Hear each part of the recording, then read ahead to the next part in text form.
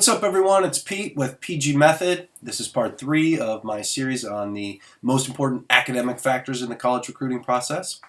Standardized tests, number 3. Now, I realize just saying those words, it may bring about a certain amount of anxiety for you.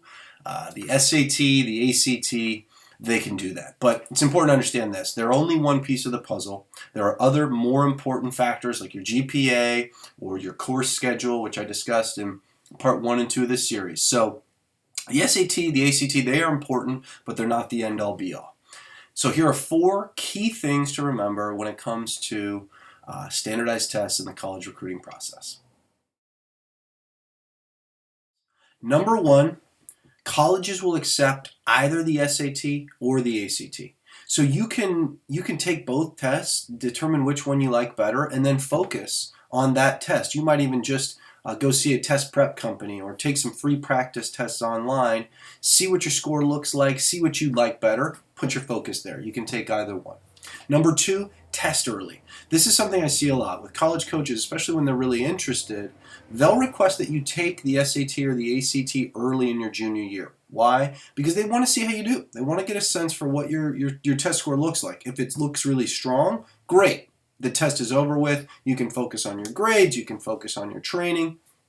And if it's not so great, then you can take it again. You can prepare and hopefully up that score. Number 3, which college matters. So if you're targeting really selective colleges, they may require the SAT and the ACT and SAT-2 subject tests. You can check out, there's a really cool list that I've linked to in the written version of this blog that will show you the testing requirements of some of the most selective colleges in this country. So it's really cool. Check that out.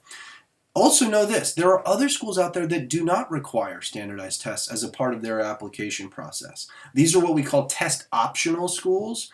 And so, you don't have to submit an SAT score or an ACT score to these schools if you don't want to. So if tests aren't for you for whatever reason, just know there are schools out there that don't factor them into the admissions process. And you can see a full list of this at another link that I provide in the written version of this blog.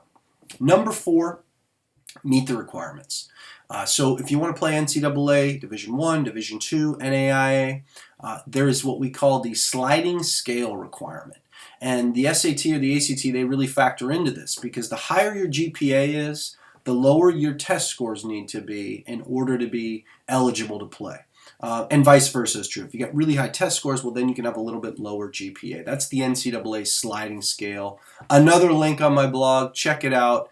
You can actually look at the sliding scale, see what it looks like, and where your GPA and SAT or ACT would need to be in order to be eligible. And the NAI have their own requirements. I've also linked to that.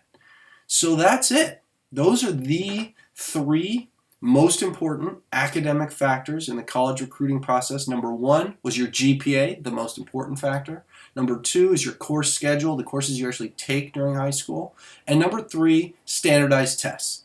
Okay, we always hear how important academics are in the college recruiting process, but hopefully now you have a more clear sense of what we're actually talking about.